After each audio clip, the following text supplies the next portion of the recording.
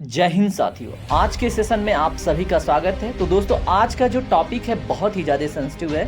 आज हम बात करने वाले हैं कि जो बांग्लादेश में मिलिट्री के दबाव में आकर वहां की प्रधानमंत्री शेख हसीना ने अपने पदवी से इस्तीफा दे दिया है। उसके बाद हम बात करेंगे वहां के जो अल्पसंख्यक हैं, जो माइनॉरिटी हैं, उन्हें कैसे दबाया जा रहा है। आज हम बात करेंगे कि अब आगे बांग्लादेश में क्या होने वाला। तो इन सभी मुद्दों पर हम बिल्कुल संक्षिप्त में बात करने वाले हैं। तो चलिए आज के वीडियो को स्टार्ट करते हैं।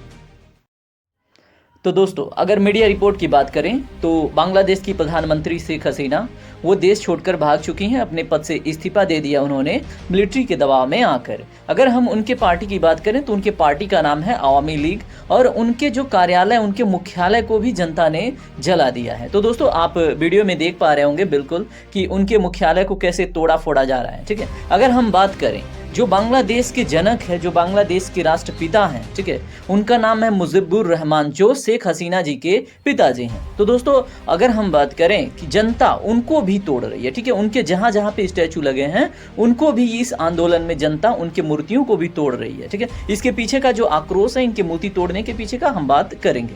अगर हम बात करें ऑस्ट्रेलिया में दोस्तों, जो बांग्लादेशी हैं वो भी इस बात का जश्न मना रहे हैं। ठीक है, और देखिए आंदोलन के दौरान एक बहुत ही फेमस नारा हुआ है कि छी हसीना शर्म करो, शर्म करो। इस टैग को उन्होंने आंदोलन का मुख्य टैग बना दिया है। ठीक है, अब ऐसी रिपोर्ट भी निकल के आ रही है दोस्तों कि शेख हसीना जो हैं वो भारत में प्रवेश की हैं, लेकिन इस बात का पुष्टिकरण अभी तक कोई ऑफिशियल तौर पे नहीं हुआ है। ठीक है, तो अगर हम इसमें बात करते हैं दोस्तों, शेख हसीना की जो पार्टी है, ठीक है, वो 2009 से ही सत्ता में है और वो तब से शासन में थी। ठीक है, और यहाँ पे कुछ पिक्चरों में आप देख पा रहे होंगे उनके कार्यालय से उनकी चीज़ों को लेके जाया जा रहा है। इसका मतलब बांग्लादेशी रिप्रेजेंट कर रहे हैं कि हाँ, वो कंप्लीटली अब स्वतंत्र हुए हैं। ठीक है, यहाँ पे आप देख पा रहे होंगे कि उनके आवास में, उनके बिस्तर पे एक व्यक्ति क्या कर रहा है, लेटा हुआ है, और उनके मुख्यालय यानी उनके कार्यालय पे पूर्ण रूप से कब्जा किया जा चुका है। ठीक है, तो अगर दोस्तों, अगर मान लीजिए कहीं आपसे क्वेश्चन बन जाए कि उनके कार्यालय या बांग्लादेश में कार्यरत वर्तमान में जो शेख हसीना जी थी, जो पद छोड़ के भागी हैं, उनके कार्यालय या मुख्यालय का क्या नाम था,